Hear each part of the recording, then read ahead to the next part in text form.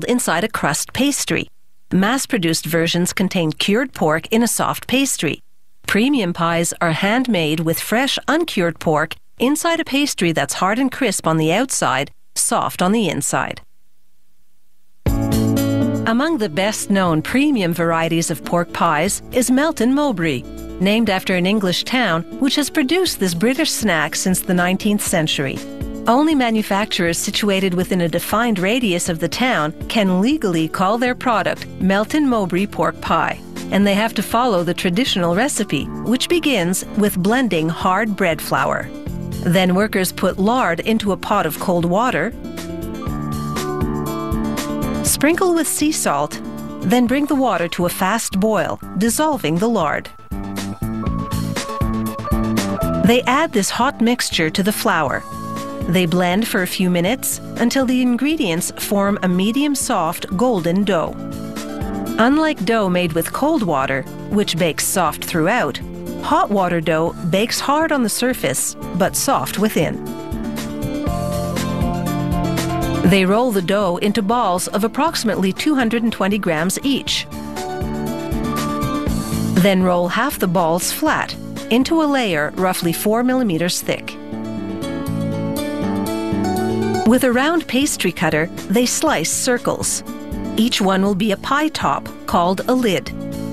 The other dough balls will later become the base of the pie, called the case. The pie filling is made from fresh pork shoulder, white pepper, and sea salt. They prepare the filling in small batches in order to better control the distribution of ingredients. After cutting the pork into small chunks, they sprinkle with salt and pepper.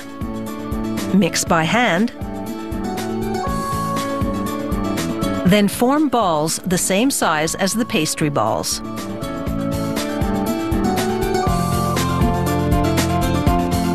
In the assembly area, workers lay a plastic sheet over the hoop of a pie press to prevent the dough from sticking. They put a pastry ball in the hoop and cover it with another sheet. Then plunge a round metal die into the hoop to form the case. Now they drop a pork ball inside, pushing it down to force out some of the trapped air. They brush water onto the edge of the case to make it sticky. Then they apply the lid, lightly thumb pressing all around to adhere it to the sticky edge of the case. With a different hand press, they score the perimeter of the pie and gently run a wooden block across the top. This removes the excess dough without unsealing or ripping the pie.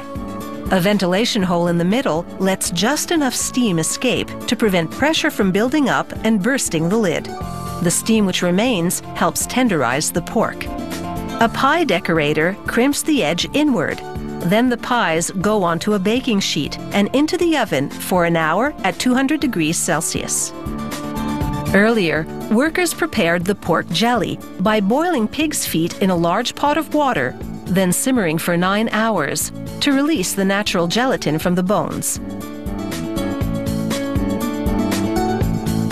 Now they strain the pot's contents to isolate this natural jelly.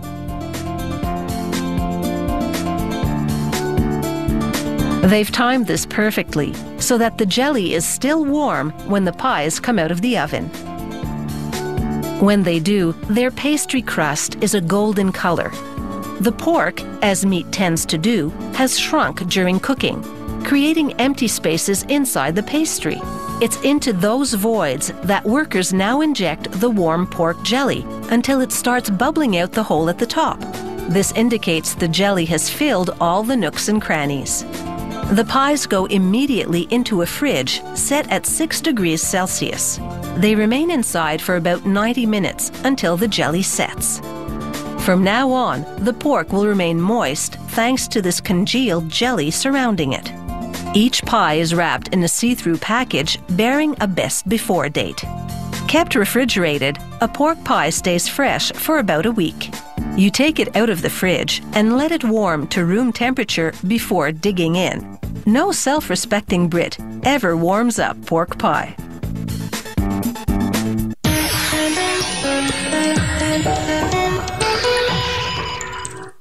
A floating fountain adds visual interest